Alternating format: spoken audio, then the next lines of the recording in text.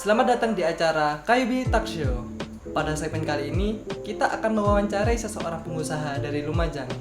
Tidak usah banyak basa-basi lagi, kita akan langsung bertanya-tanya kepada orangnya.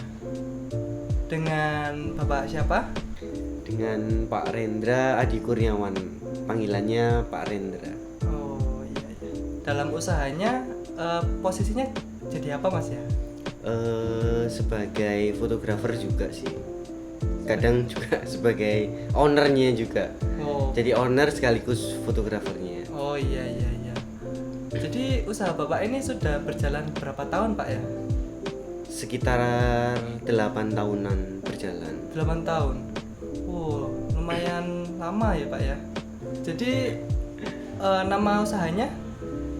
Untuk nama usahanya itu Oren Fotografi. Oren Fotografi. Ini fotografi dalam bidang apa ya Pak ya? Lebih fokus ke wedding, wedding, pre-wedding.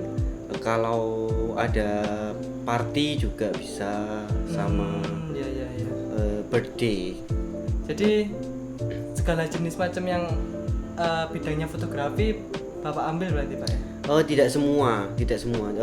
Dulu sih semua karena ada beberapa pengurangan karyawan, jadinya kita lebih difokuskan ke wedding, pre-wedding sama party. Oke. Baik. Kalau boleh tahu Pak ya, sejarah mendirikan usaha Bapak ini seperti apa Pak ya? Sebelum berkecimpung ke bidang fotografi, sebetulnya saya seorang pekerja atau karyawan pabrik sebetulnya. Kemudian karena saya memiliki hobi fotografi mulai SMA, jadi saya kembangkan sambil bekerja di pabrik. Di pabrik mengumpulkan tabungan untuk membeli kamera. Waktu itu harga kamera enggak seperti sekarang ya. Waktu itu harga kamera mahal, jadi harus spend uang lebih banyak untuk membeli kamera. Kemudian setelah terkumpul barulah mulai belajar memfoto. Sebelum punya kamera pun itu sering pinjem kameranya temen gitu. Oh iya. Setelah terkumpul akhirnya membeli kamera pertama saya itu kamera pocket. Kalau nggak salah mereknya itu inisialnya N kalau nggak salah. Tahun berapa itu belinya? Itu kira-kira tahun 2012 awal ya. 12. Udah lumayan lama. Iya, 8 tahun yang lalu kira-kira. Nah, mulai punya kamera itu ikutlah seminar, ada di luar kota, ada yang di dalam kota. Kemudian sempet kuliah juga sih di bidang desain grafis. Dari kuliah desain grafis itu juga belajar fotografi juga Mas? Untuk di perkuliahan itu sih kita belajar di desainnya yang lebih banyak. Untuk fotografinya kita lebih dapatnya di privat sama di workshop gitu. Jadi belajar di luar berarti ya? Belajar di luar karena di Lumajang ada fotografer senior yang cukup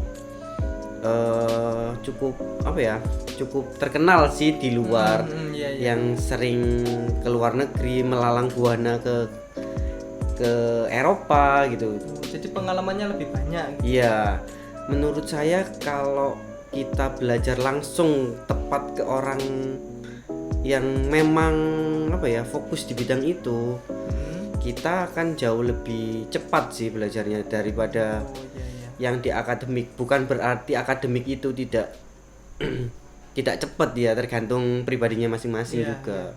Nah, setelah itu terus belajar mulai dari foto hobi ya kita. Jadi ikut lomba. Dulu itu seringnya itu di Canon Foto Marathon, terus foto lainnya. Jadi dari situ kita spend uang untuk membeli alat sebelum kita benar-benar terjun di bidang wedding ini gitu. Jadi setelah alat benar-benar lengkap, kemudian ilmunya juga sudah mumpuni. Jadi awal mulanya itu memang saya ndak langsung terjun di bidang wedding gitu.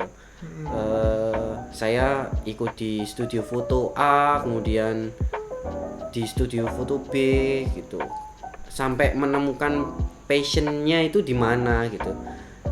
Kalau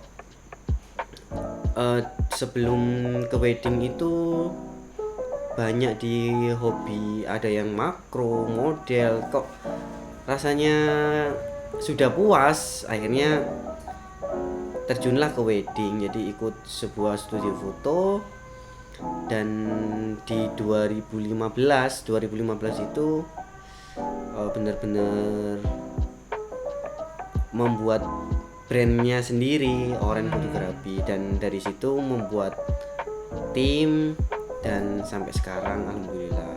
Oh iya. Jadi untuk persiapan yang Pak Rendra jalankan selama ini sampai jadi usaha yang besar itu sangat panjang Pak ya Pak ya? Ya lumayan panjang sih, karena kalau kita belum dapat ilmunya dengan pasti, maksudnya dengan pasti itu dapat setengah-setengah, kemudian langsung terjun ke situ tanpa harus tahu medan yang akan kita lalui, itu akan jauh lebih sulit gitu loh.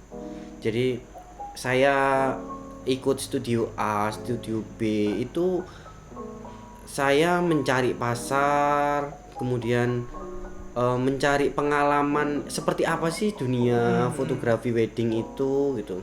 Jadi bukan semata-mata karena uang saja sih, karena kalau bisnis itu dibangun tanpa tahu pangsa pasarnya di mana, kemudian kalau ada masalahnya A, penyelesaiannya seperti apa, masalah B diselesaikan seperti apa, itu mungkin kita akan kesulitan ketika berada di tengah-tengah perjalanan gitu.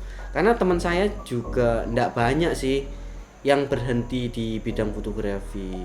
Ndak sedikit, maksudnya ndak sedikit ya. Karena mereka tidak mempersiapkan perjalanan mereka di bidang wedding itu gitu.